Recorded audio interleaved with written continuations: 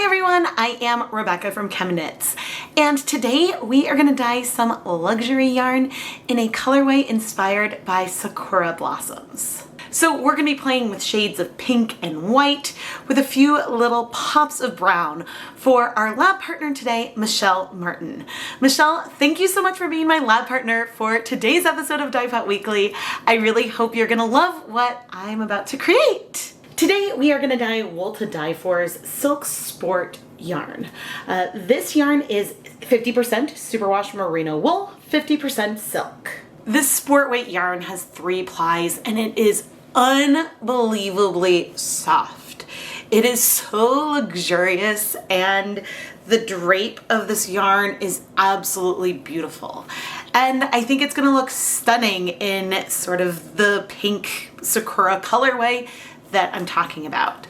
Now, in the past, I have done some yarn inspired by cherry blossoms. I actually hand painted on a sock blank and created a very blossomy colorway. I don't know yet quite what I want to create here, but I have some ideas. And well, first we're going to go pre-soak the yarn. So I am going to put removable nylon zip ties onto this yarn and I'm going to go pre-soak it overnight so that way all the fibers are well saturated, especially that silk. Silk sometimes takes a little bit longer to get nice and wet. The main colors we're going to use today, along with the white that is already in our bare yarn, are Pecan Brown and Deep Magenta.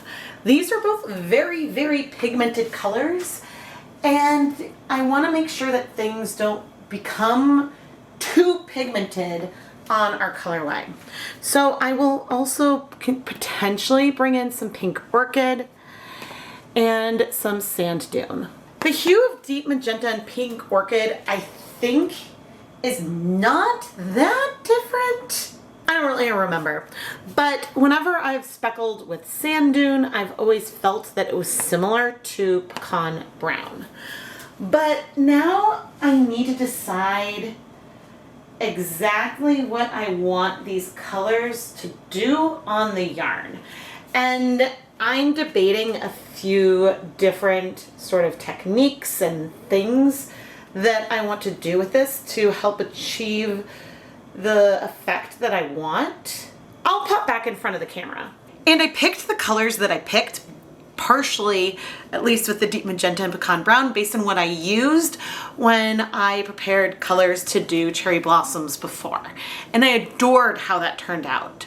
Now, I want a lot of a very pastel pink in here.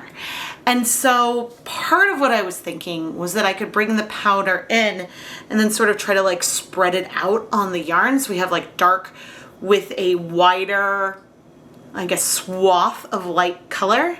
But I'm rethinking that a bit. Last night I was thinking up something a little bit literal where I would have light pink with sort of a deepening and a deep pink in the center. And we might still be able to do something like that, but I think instead what I want to do is have some very pastel pink that I hand paint in large sort of splotches all over the yarn. Maybe they'll be smaller. Maybe it'll be like the petals that I get from my cherry tree raining down. I don't know, something like that. And then I think we'll come in and do some speckles that are a deeper pink. So we'll mix some of that deep magenta with citric acid, some pecan brown with citric acid, and speckle that on top of this base that is like a pastel pink and white. Now, one thing I need to remember is that colors are going to feel a lot lighter when we're done. Because of the silk content in there, whatever I do, however saturated it feels, it's going to be lighter. Today that kind of works in our favor because I want most of this to have a very pastel kind of feel to it. So this is sort of the artistry that is happening in my brain right now as I go about planning this out. But the first thing I want to do is add some acid into our yarn. In this basin, I have filled it 3/4 of the way full with water, and I'm going to add 2 glugs of white vinegar. I could measure it, but I don't really feel like it. I don't mind if the pinks I add spread. We are gonna want some whites left behind. And in here, I have a skein of yarn I just put in that is 100% superwash merino. It is Swish DK. All right, and here I'm bringing the silk. As I mentioned, I'm planning on having some citric acid mixed in with some dyes for speckles, so that will bring some acid in there as well. And we're gonna do some hand painting on the countertop. The Swish DK really is just a yarn mop if I feel like I need it, or we'll use it for some leave no dye behind near the end of all of our project. But on a side note, I realized I'm still wearing my wedding ring, my mom's bracelet. I need to take both of them off because I typically try not to wear jewelry while I'm dyeing yarn because I don't like the moisture getting trapped beneath them. And I don't think that's ever something I've talked about. So if you ever see me not wearing my ring, it's because I don't usually wear it when I'm working. But anyway, the yarn doesn't need to sit in here very long at all. It's ready to go now. I just have to prep the citric acid so we can get ready for those speckles, and we'll dissolve some of the deep magenta dye in some water so we can get ready for our pastel color as well. The citric acid I'm planning on using today is the coarser citric acid from Dharma Trading Company.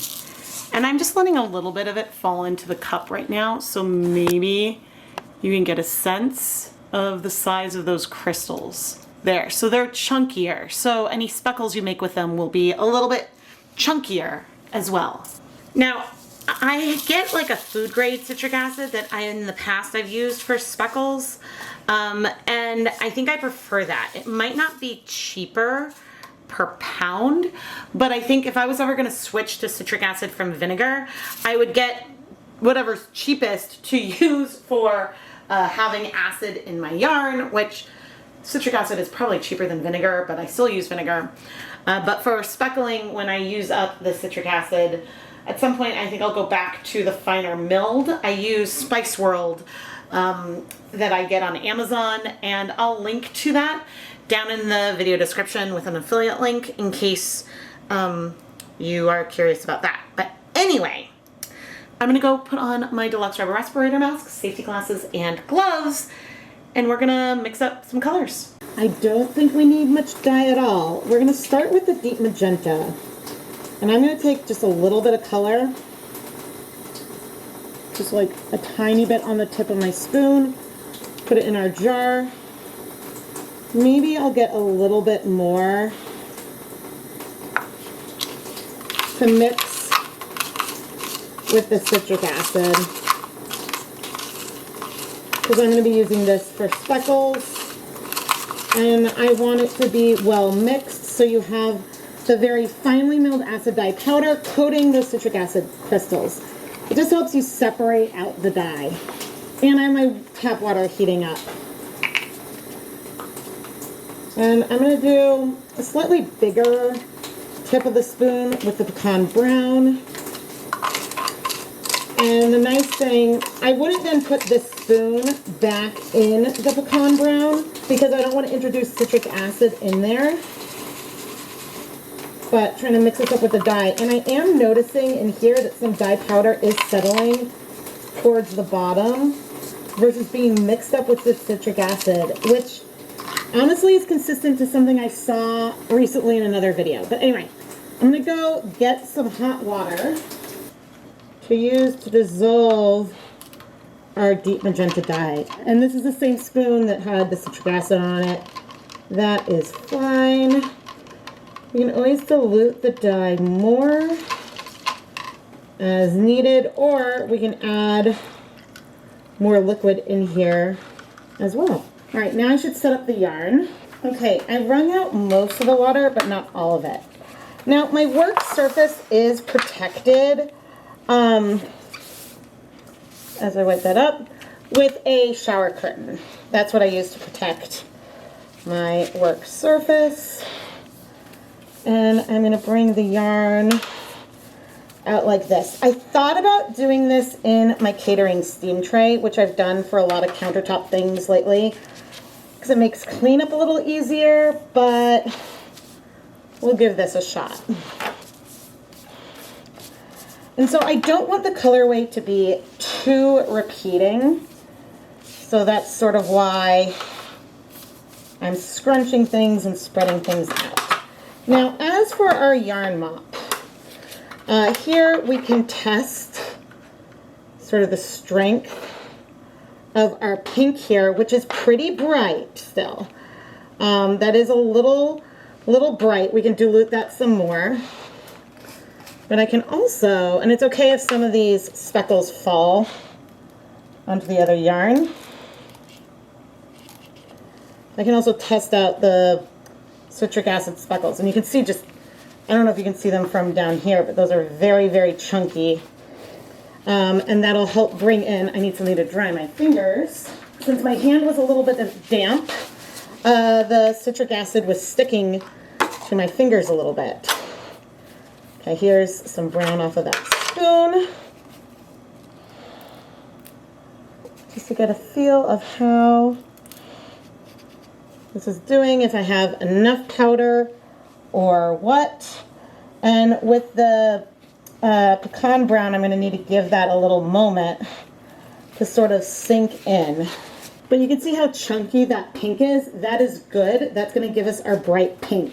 The brown hasn't really sunk in all the way yet, but it's starting to and is pretty. So I'm going to just set this to the side. And I put our citric acid away in a closed box. That way I can come over here and play around with the pinks with our base layer color and do this all over before we do the citric acid, because I'm not going to want to speckle onto the yarn and then paint some color on. That'll spread out those colors more than I think I want. So because I thought that this pink we mixed was too dark, I have this other cup of water, and rather than adding water to this pink, I'm going to add a little bit of pink into our water, and then we're going to see. Now that is very pastel.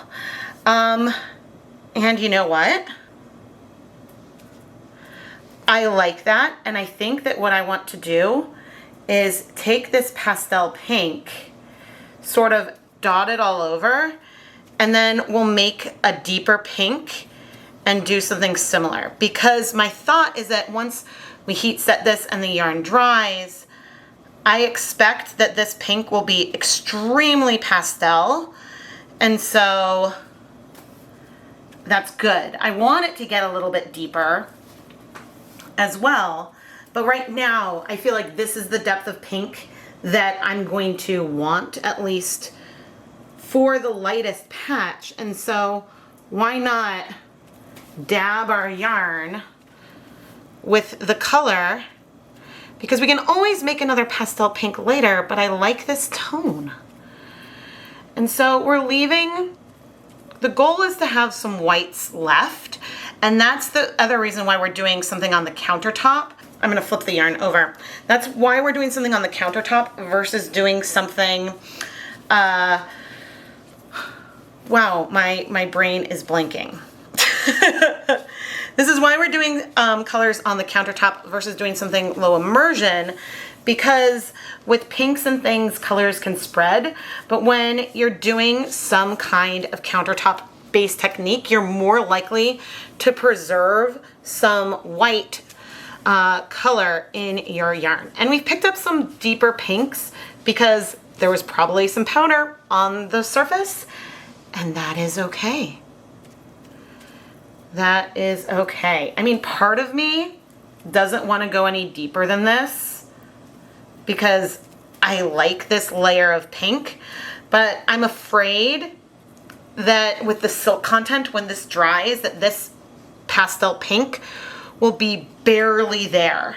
And so I'm gonna want something a little bit deeper to in here as well, so that way we make sure that there is some amount of pastel pink visible in our finished project. Okay, there's not a lot of liquid left in here, so I'm gonna add a bunch of water, which made this light pink ultra light, very much barely there. There was one dye along where I used like little bits of purple, and it was basically invisible in the finished yarn. All right, let's do, I don't know how much I'd added before, 2 spoonfuls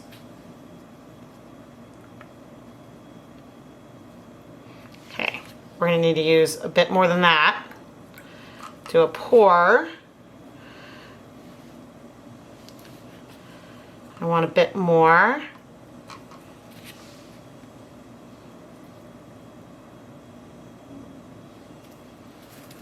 Yeah, we can do more than that. Because even if I'm using almost all of it now, because depending on the amount of color I had picked originally, okay, I think it's not much deeper, but it's definitely deeper. I don't know if that's gonna read for you at home, but I feel the larger intensity. And don't forget, we're gonna add more color in as we do our speckles. But the goal is to have a mottled pink and white base that is gonna be soft like our petals. And I think that this is working. Well, I mean, I know it's working.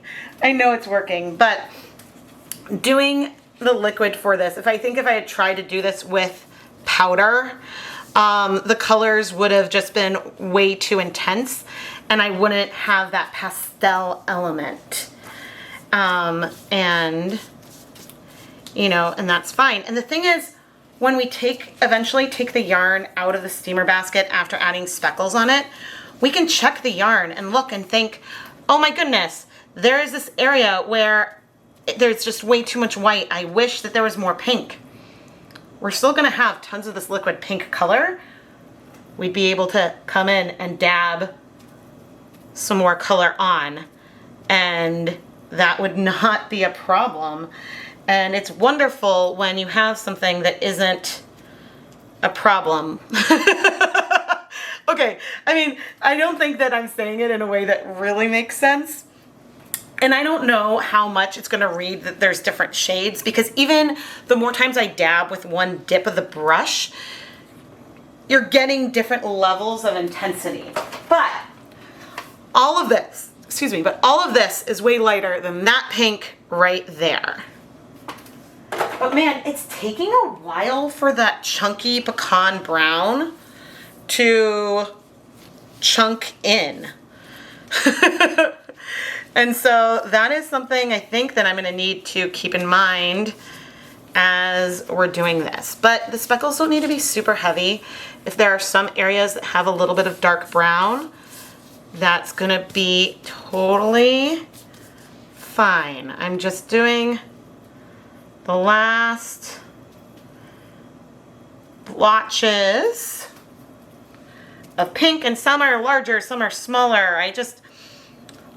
I wanted a base that felt like it fit with our inspiration, and that is great. All right, I'm gonna wipe up any extra liquid that we have around here, and I'm gonna put on my mask.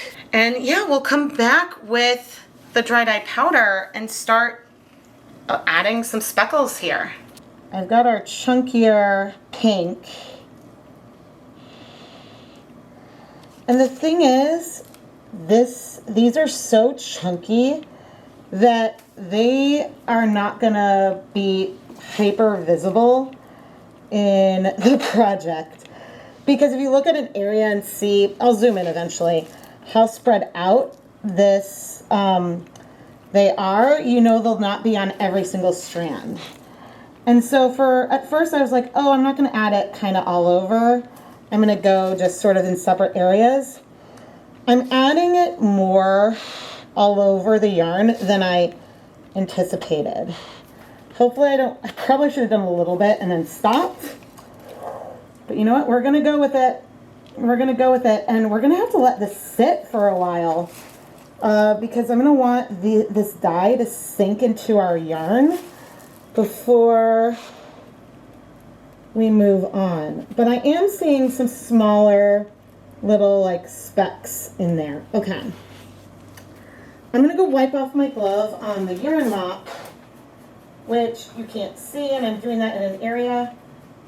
The brown still has not sunk in all the way, which is a bit mind-boggling. Oh, this is so pretty. Okay. I love it because in some areas it's doing what I wanted, and it's making it feel a little bit like those pinks have spread when really we've just added the pinks after. And I am not seeing where the brown lands as much, but I did also use a bit less of it, I think.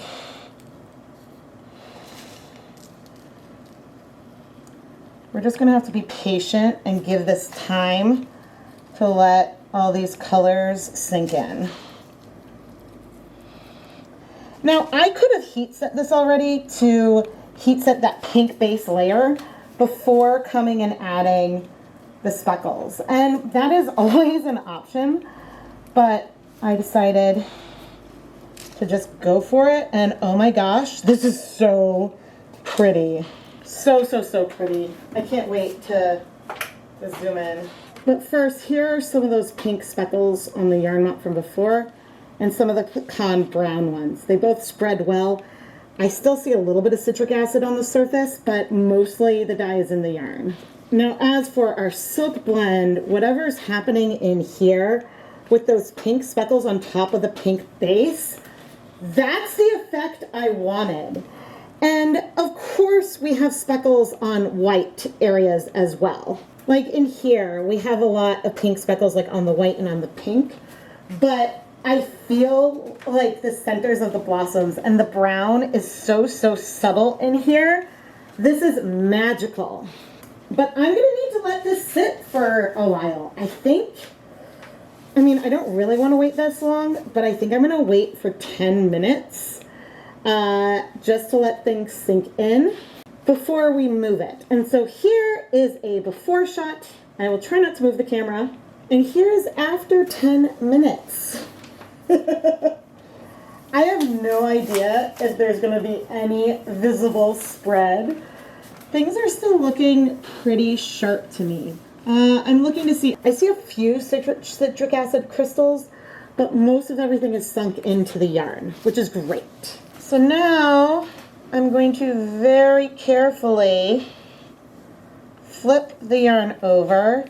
There is some dye on the counter that is going to be picked up by our yarn. That is okay. The goal is to try to expose and rub the yarn as little as possible.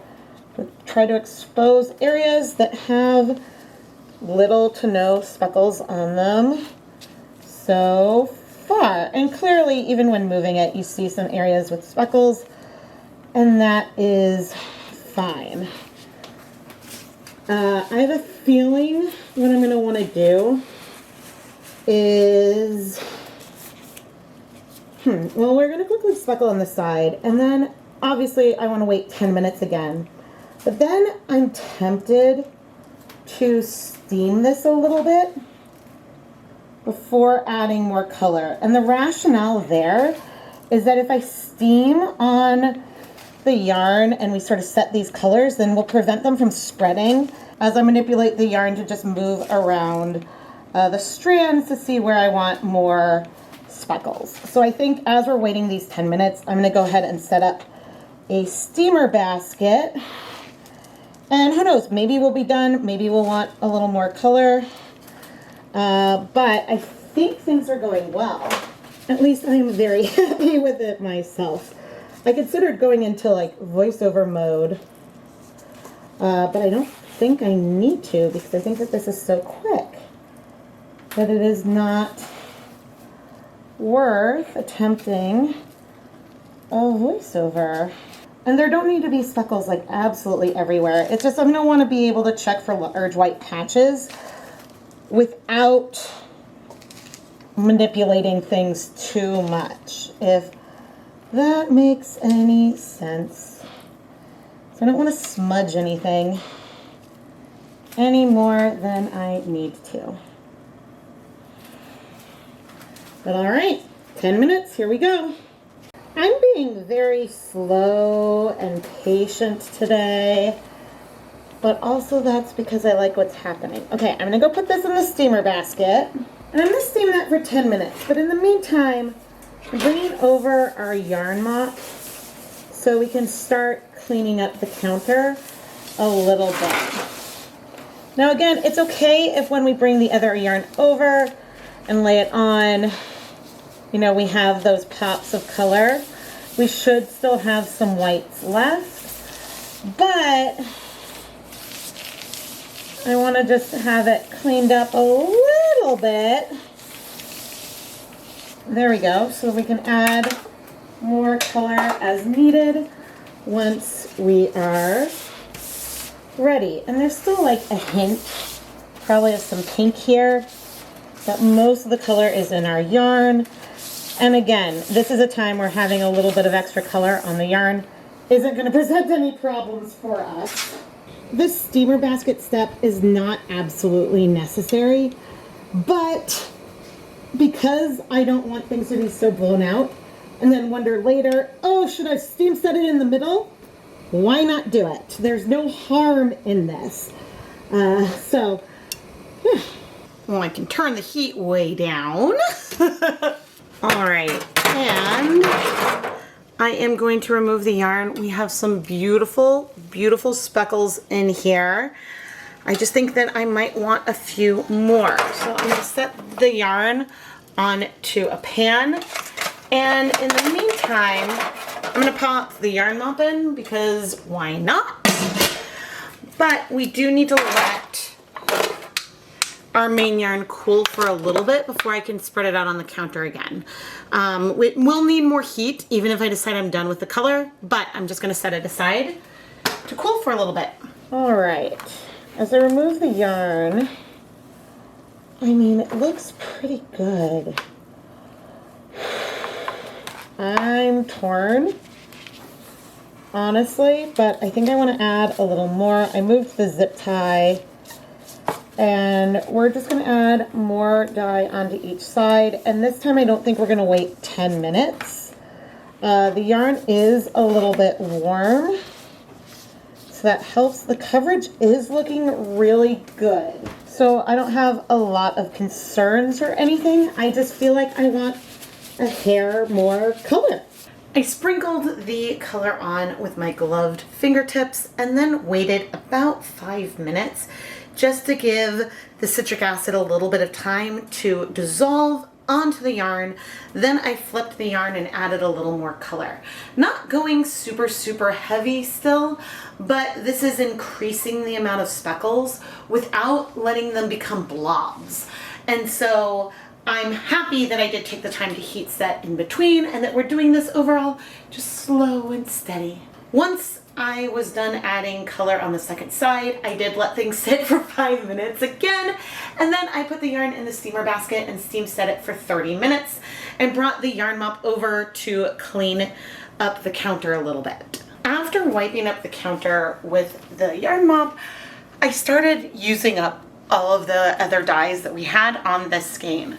Whether it was sort of sprinkling and using the cup more than my fingers, sprinkling the dye on to create some super soft speckles because I was going to keep moving it, or dissolving the last remnants of dye into cups and pouring it on the yarn in a shoebox. My goal was to not let the brown and the pink mix completely, to try to keep it separate but have those elements all in there. And then there were still about 25 minutes on the timer for our main colorway. And so I let this yarn just sit in the shoebox until the steamer basket was free. And then I removed the yarn to go steam set this yarn for 30 minutes, which maybe left a tiny bit of pink behind, but a lot of that color was in our yarn. This is so pretty. I love that like wash of pink and white in the background. Oh my gosh, it's making me so happy. I always loved a combination of pink and brown, but this I'm really excited about. Anyway, the yarn is completely cool. I do this because if the yarn is not superwash, then this reduces the risk of felting. And yeah, I mean, habits, I suppose, mostly. But I just added a little dish soap, and oh, this yarn is so soft. Even when wet, I'm not seeing any color bleeding in here. I'm planning on washing the cooled off yarn mop that we showed off camera, but I'm now going to rinse out the soap here, put the yarn through my spin dryer, and hang it up to dry so we can take a closer look. But I am really curious to know like how much of this pink on the background remains versus disappears.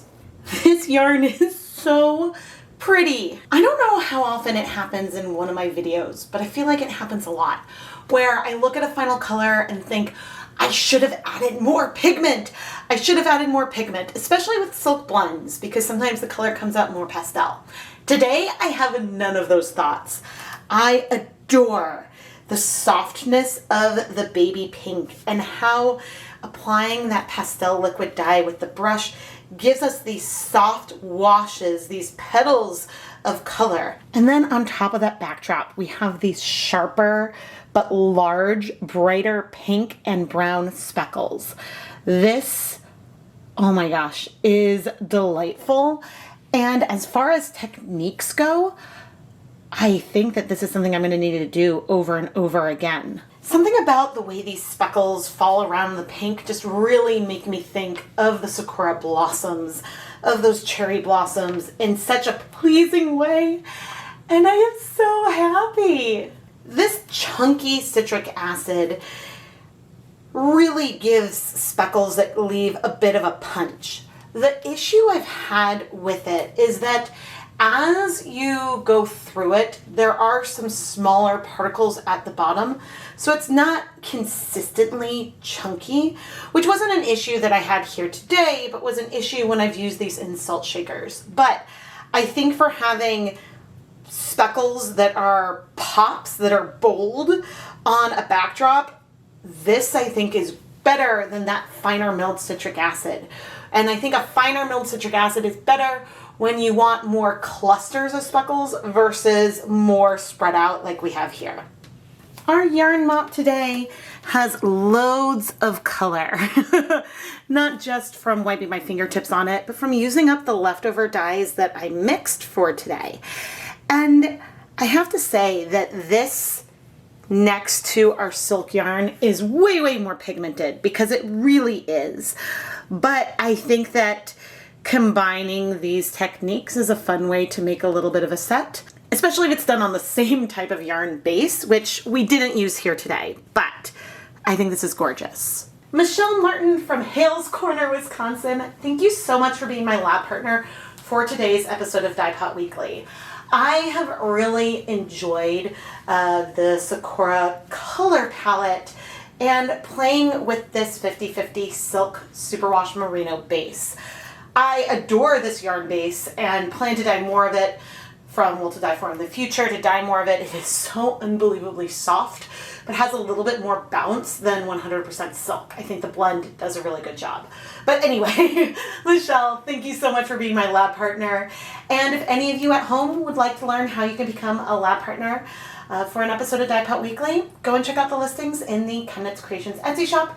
I'll have links down in the video description. Sometimes when I want to do a more neutral or soft speckled colorway, I will dye the whole base a pastel color. And this time, using the brushes to add that pastel on, like that created such a fun backdrop for then the speckles to be on top of. And so this is going to have patches that may or may not pool as you're working through, but it's going to feel super soft. And I just love that additional element. And so I'm very excited to explore this more in the future, because I've always loved doing tone on tone speckles. So doing a pastel of a color and doing speckles of that same color on top of it. I think that that's something that is really fun to do. But this is a way to do it to still preserve some white, and I don't know, I am really inspired to play around with this more. Please subscribe and turn on notifications so you never miss a new video. I typically post videos at least twice a week. During this month of September, my videos have been a little bit less frequent, But as we head into winter, I expect to resume my schedule of at least 2 videos a week. And so thank you so much for understanding as I've slowed down my schedule a bit for personal reasons. I am Rebecca from ChemKnits, and thank you so much for watching.